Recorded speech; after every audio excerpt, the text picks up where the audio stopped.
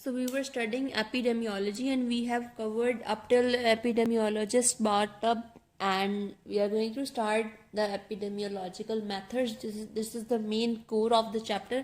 इससे पहले हमने जो पढ़ी है सारी बेसिक्स पढ़ी है और वो समझने के लिहाज से इम्पोर्टेंट है. आगे अभी ये सारी मेथड्स हैं जो हम बेसिकली रियल लाइफ में अप्लाई करते हैं और किस तरह से हम रिसर्च करते हैं, उसमें क्या पैटर्न्स होते हैं, वो सारा अब हम स्टडी करेंगे. और ये पेपर पॉइंट ऑफ व्यू से आपके बहुत इंपॉर्टेंट है, सारी समझने वाली बातें हैं. It takes time to understand this. मैंने खुद बहुत मेहनत किया इसको समझने में. I will try to explain this all in easy way ताकि आपको इसकी ईजीली समझ आ सके. Moreover this is important with reference to your paper, तो इसको अच्छी तरह समझ लें एक ही दफ़ा. सो एपिडेमियोलॉजिकल मेथड्स में हमारे पास 2 टाइप्स ऑफ स्टडीज़ आती हैं. One is observational and the other is experimental. Observational means जिसके में हम कुछ इंटरवेंशन खुद से नहीं कर रहे, हमने सिर्फ जो हो रहा है नेचुरली उसको ऑब्जर्व करके उससे इन्फ्रेंस निकालनी है. अब यहाँ पे एक है डिस्क्रिप्टिव स्टडी और एक होती है एनालिटिकल स्टडी. अब जो हम पहले देखेंगे वो है डिस्क्रिप्टिव स्टडी, यानी कि हम देख रहे हैं, ऑब्जर्व करें और उसको डिस्क्राइब करें और यहाँ पे हम उसका एनालिसिस कर रहे हैं.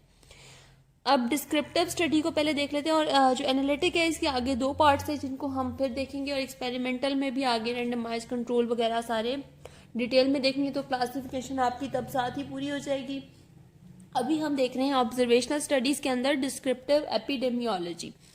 अच्छा, डिस्क्रिप्टिव एपिडेमियोलॉजी क्या होता है? अच्छा, ये है टाइप ऑब्जर्वेशनल की, जिसमें हमने देखना है कि नेचर को उसका अपना कोर्स लेने देना है और हमने सिर्फ बैठ के ऑब्जर्व करना है. अब जो डिस्क्रिप्टिव है this is limited to a description of occurrence of the disease in population. अब हमने इसको किन टर्म्स में देखना है? हमने जो ऑब्जर्वेशन करनी है उसको हमने अपने जो डिस्क्राइब करना है, हमने क्या देखा तो हमने किस रेफरेंस में करनी है? Time, place and person. यानी कि इसको हम दूसरे लफ्ज़ों में कहें तो टाइम का होगा व्हेन, जो हमने आंसर करनी है चीज़ें, वेयर एंड हु. ये 3 चीज़ें हमने आंसर करनी है जो बनेगी हमारी डिस्क्रिप्टिव एपिडेमियोलॉजी. अच्छा, इसके बाद ये मैंने वही क्वेश्चंस बता दिए जो हमें आंसर करने हैं. अब ये इसमें ना आपने ये प्रोसीजर में याद रखना है, इसी की आगे डिटेल्स उसने सारी लिखी हैं जो आपने एक दफ़ा अच्छी तरह समझ लेनी है. और इसमें से MCQs आते हैं. मेन आपको ये 6 स्टेप्स एज इट इज़ आने चाहिए. सबसे पहले हमने अपनी पॉपुलेशन को डिफाइन करना है जिसको हम स्टडी करें. जाहिर बात है पूरे पाकिस्तान की एट अ टाइम हम स्टडी नहीं कर सकते. इसमें हमने वो पॉपुलेशन डिफाइन करेंगे जिसको हम स्टडी कर रहे हैं. अब इसमें क्या है, हमने पॉपुलेशन को किस लिहाज से डिफाइन करना है?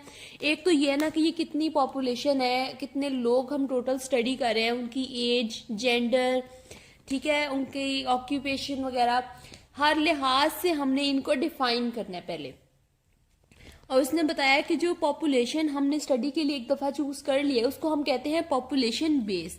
ये सारी पॉपुलेशन भी हो सकती है एक जियोग्राफिकल एरिया के लिहाज से कि फैसलाबाद की हमने पूरी पॉपुलेशन ले ली है, या फिर उसमें से भी एक रिप्रेजेंटेटिव सैंपल हो सकता है एक एरिया का, या फिर हम कोई एज ग्रुप के लिहाज से भी ले सकते हैं कि जो भी कैटेगरी फॉल कर रही है बिटवीन 10 to 25 ईयर्स, इस तरह से भी हम ले सकते हैं. जेंडर स्पेसिफिक भी हो सकती है. अगर हम कोई ऐसी डिजीज स्टडी कर रहे हैं लाइक प्रोस्टेटिक कार्सिनोमा या ऐसे कुछ, तो हम उसमें जेंडर स्पेसिफिक पॉपुलेशन भी ले सकते हैं. यानी पॉपुलेशन जोन सी भी हमने लेनी है, एज, जेंडर और क्लास या किसी भी लिहाज से, अब उसमें हमने जो चीज़ें देखनी है, मतलब जो भी पॉपुलेशन ले रहे हैं उसमें ये चीज़ें होनी चाहिए. एक तो वो स्टेबल होनी चाहिए, यानी एक एरिया में जब आप उसके में माइग्रेशन का रोज़ का स्टेटस देखें तो रोज़ 100 लोगों 1000 सपोज घर हैं तो 100 लोग, और 100 नहीं हम कहेंगे चले सपोज आउट ऑफ 1000 जो है रोज़ 10 पीपल माइग्रेट कर रहे हैं और 10 पीपल न्यू भी आ रहे हैं, या जरूरी नहीं है 10 बराबर ही हो, लेकिन उसमें माइग्रेशन रेट बहुत ज़्यादा है, या फिर इतनी ज़्यादा बीमारी फैली है कि यहाँ रोज़ इतने लोग मर जाते हैं, या मतलब इस तरह से है कि उस पॉपुलेशन में चेंजेस आ रही हैं. माइग्रेशन से भी लोगों का आना जाना, अब पॉपुलेशन चेंज हो रही है, या फिर डेथ से भी, किसी तरह से भी लोगों का इस पॉपुलेशन से निकल जाना इसमें कॉमन है.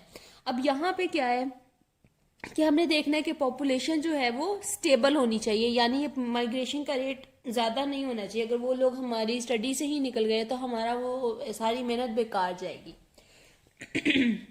उसके बाद it should be large enough. अगर हम सपोज कहें कि यहाँ पे हमारे पास है 10,000 की पॉपुलेशन टोटल, और अगर हमने जो अपना सैंपल लिया है हम ले लें सपोज सिर्फ 30 पीपल, तो क्या ये जस्टिस होगा कि अगर हम रिजल्ट को इसके ऊपर पूरे के ऊपर जनरलाइज करें? अगर 10,000 की पॉपुलेशन है तो कम से कम आपको 500 तक तो फिर सैंपल लेना पड़ेगा। ये पॉपुलेशन जिसके ऊपर आपने इस रिजल्ट को जनरलाइज करना है, उस हिसाब से आपकी पॉपुलेशन लार्ज इनफ भी होनी चाहिए।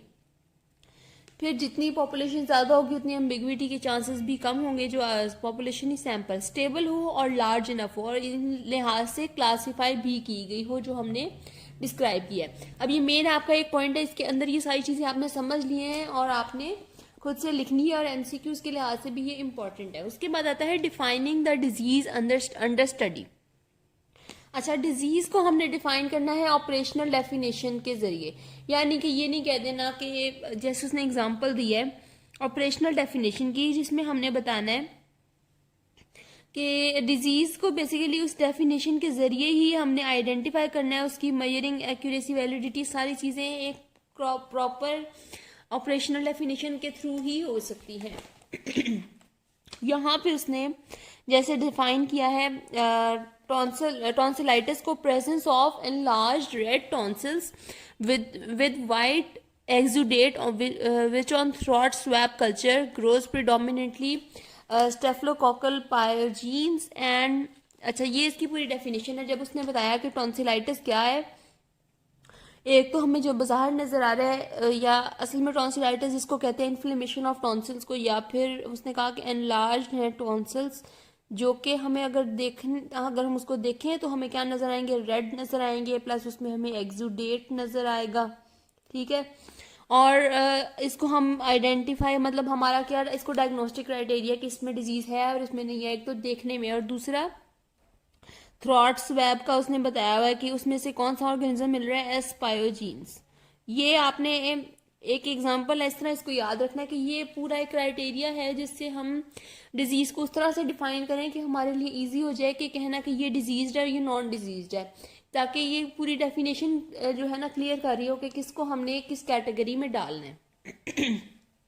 अब थर्ड आपकी आ जाती है, ये हमने कर लिया डिफाइनिंग द डिजीज। उसके बाद आएगी डिस्क्राइबिंग द डिजीज। अब डिजीज को हमने 3 जो है रेफरेंसेस से डिस्क्राइब करना है, टाइम, प्लेस और person distribution.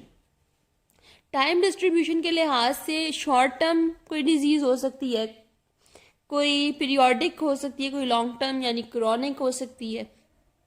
Short term fluctuations में कौन सी आती है, एपिडेमिक, जो आई और एकदम से फैल गई, लेकिन वो डिजीज नहीं है, वो अलग बात है। कोई एपिडेमिक लंबा हो जाए, लेकिन लाइक कोई डिजीज है जो हजारों साल तो कहने बहुत ज्यादा हो जाएगा, लेकिन मीन्स के उसका बहुत ज्यादा उसका कोई वो प्रेवलेंस नहीं है, शॉर्ट टर्म फ्लक्चुएशंस है। ये एपिडेमिक के लिए हम यूज करते हैं।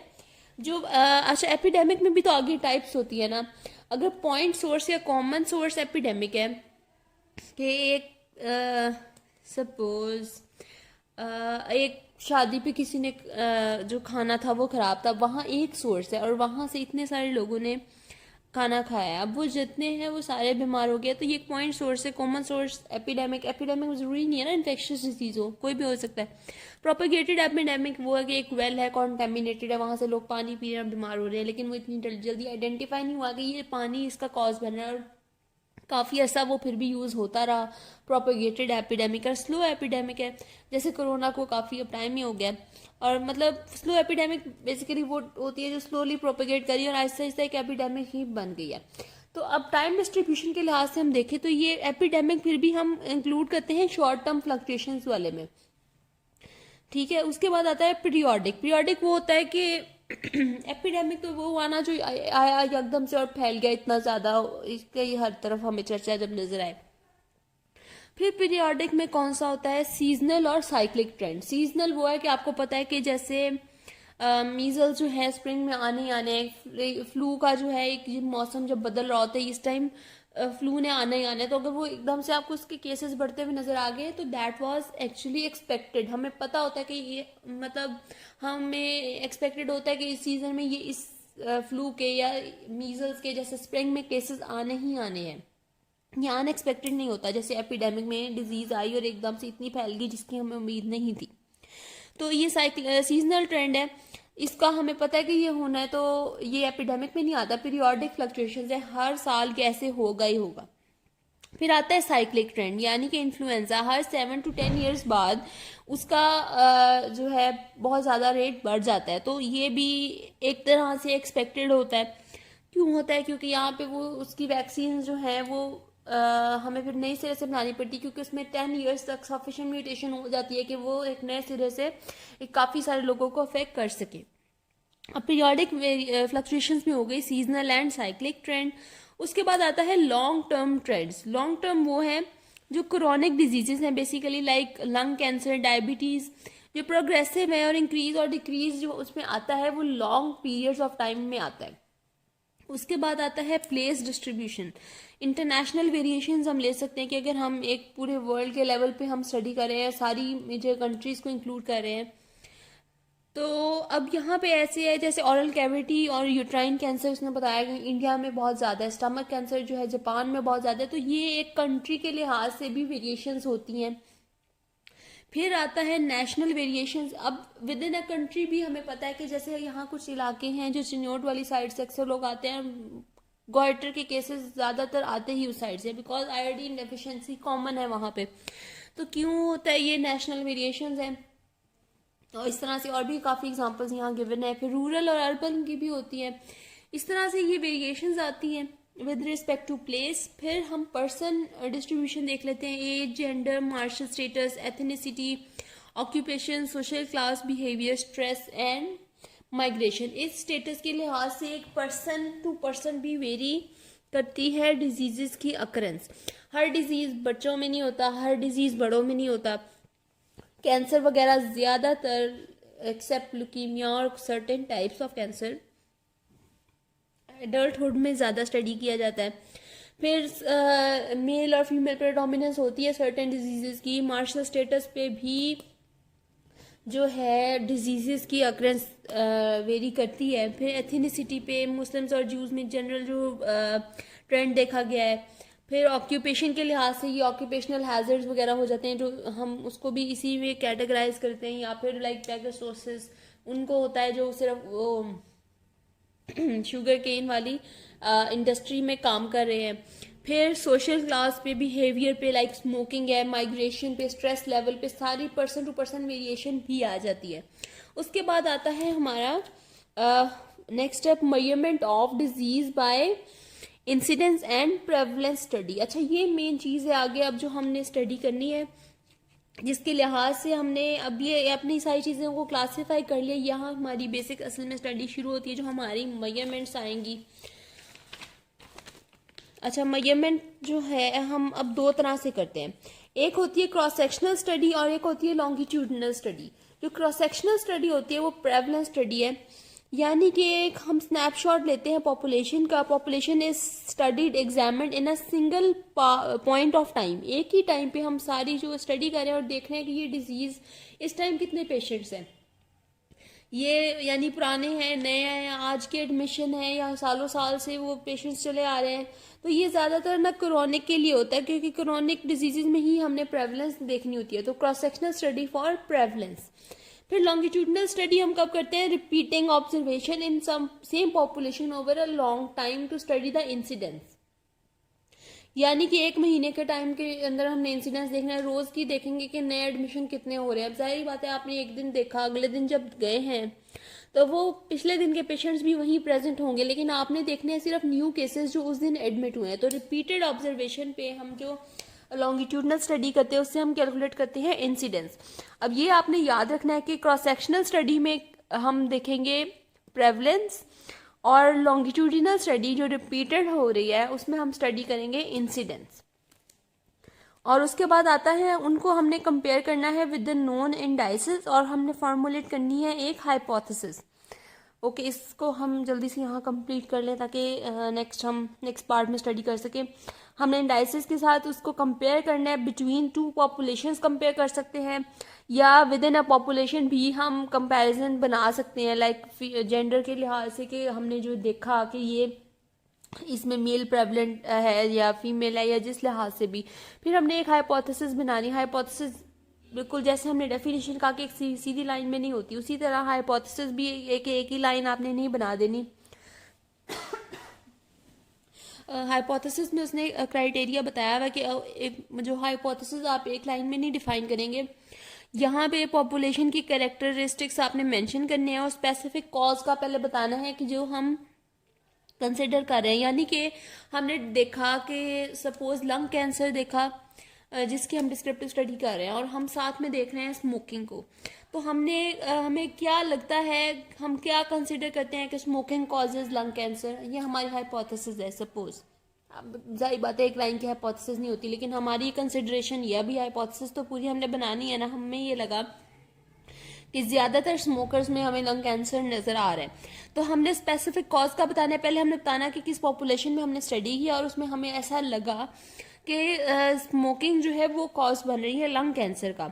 एक्सपेक्टेड आउटकम डिजीज की क्या होगी कि अगर वो स्मोकिंग जारी रखते हैं तो क्या आउटकम होगी उसकी, और वो किस स्टेजेस लंग कैंसर की किस स्टेज तक जा सकता है।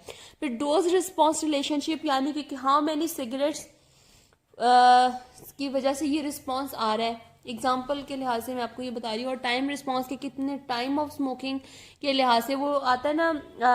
स्मोकिंग के लिए हम एक वो पूछते होते हैं क्वेश्चन जब हम एग्जामिनेशन करते हैं। बहरहाल वो एग्जामिनेशन का पार्ट है, लेकिन चले इसके ये याद रखने के हाइपोथेसिस में ये पॉइंट सारे इंक्लूड होने चाहिए। अब यूजेस क्या है, इसमें हम डिजीज का लोड भी देख रहे हैं जो कि प्रेवलेंस स्टडी है, फिर हम एटियोलॉजी देख रहे हैं कि जो डिजीज की वजह बन रही है, फिर हमने वेरिएंस देख ली कि ये अगर हम स्मोकिंग कंसिडर कर रहे हैं तो जो नॉन स्मोकर्स हैं उनमें क्या ट्रेंड है सारा, और फिर प्लानिंग में आगे हमारे काम आएगा। नेक्स्ट हमने पढ़नी है analytical epidemiology in the next part.